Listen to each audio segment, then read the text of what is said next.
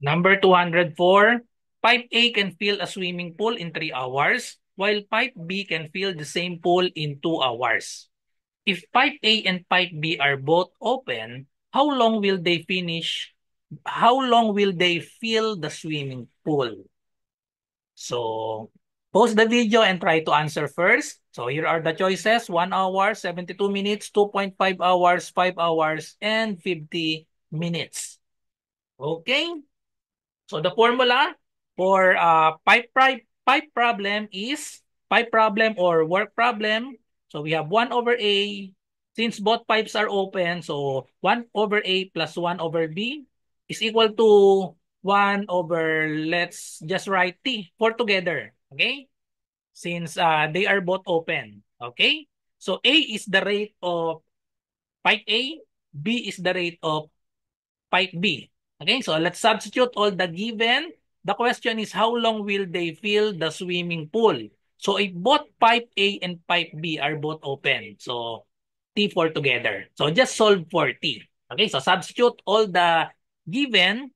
Pipe A can fill a swimming pool in 3 hours. So substitute 3 for A. So we have 1 over 3 plus 1 over the rate of pipe B can fill the same pool in 2 hours. So 1/3 plus 1/2 equals 1 over T. If pipe A and pipe B are both open, how long will they finish the swimming pool? Just solve for T. Okay, so to solve for T, we just need to multiply both sides of the equation by the LCD. LCD of 3, 2, and T. Just multiply. 3 times 2 is 6 times T. We have 6T. Multiply both sides by 6T. So, for this part, the right side, the T will just cancel out. So, we have 1 times 6, that is equal to 6. And then for this one, just distribute 6T divided by 3. So, 6 divided by 3 is 2 times T times 1. So, we have 2T plus 60 times 1/2. Okay, so 60 divided by 2, that is equal to 3T times 1. So we have 3T. Then solve for T. Add this 5T plus 3T. 2T plus 3T, we have 5T is equal to 6. And then divide both sides by 5.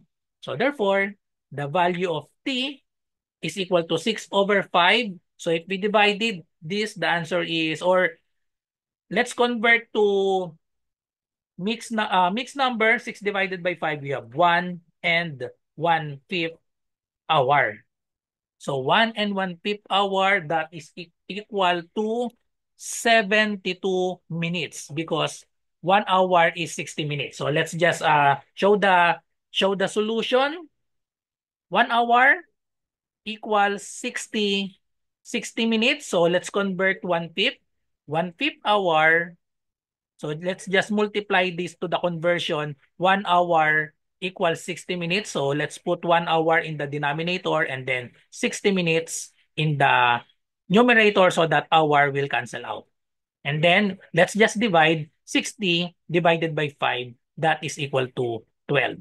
So therefore, 1 and 1/5 hour is equal to 60 minutes plus 12 minutes. That is equal to 72 minutes. So the answer is letter B, 72 minutes. Or we have shortcut. We have shortcut for work problem. So this is only applicable if there are two givens, pipe A and pipe B, and they are both open. Okay, so the shortcut for this is just for together, the formula for together, this is applicable for work problem and pipe problem. The formula is just sum over or product over sum. Okay? So that's just the shortcut formula. Product of the two given numbers here, 3 hours and 2 hours. So we have 3 times 2 over the sum of 3 and 2. So we have 3 plus 2. So we get 3 times 2 is 6. 3 plus 2 is 5. So therefore, we have 6 over 5. That is 1 and 1/5. And then convert this to minutes. So same answer of letter B, 72 minutes. Okay? So this is only applicable if there are two variables, pipe A and then pipe B. If there are three pipes, this is not applicable.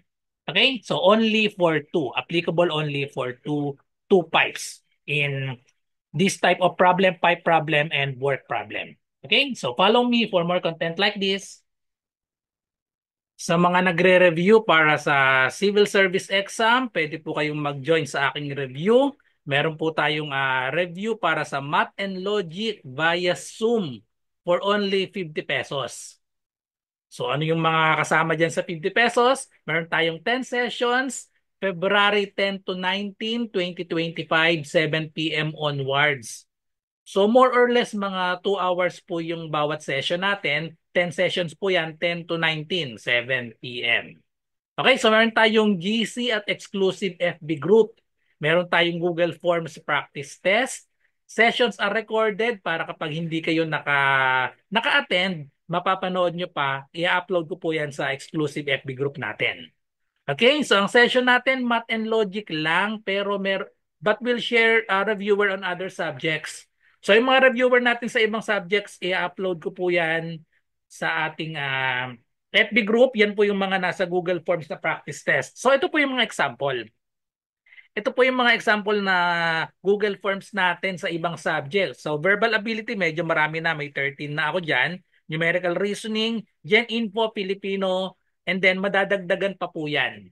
Okay, so bago mag-February 10 ay marami pa pong madadagdag dito na mga Google Forms. At meron din akong mga reviewer yung kumpleto. So meron akong at least 2 sets mag-a-upload ako dito ng Google Form na kumpleto, 100 plus items yon yung kumpleto. Okay, so ano pang inaantay nyo? I-DM nyo na po ako sa aking Messenger RJ Enseñado. Okay, so para malinaw po ha, ang 50 pesos po ay para sa 10 sessions na. So i-divide nyo sa 10, lumalabas 5 pesos lang per session. Okay, so PM nyo lang po ako para maka-join kayo.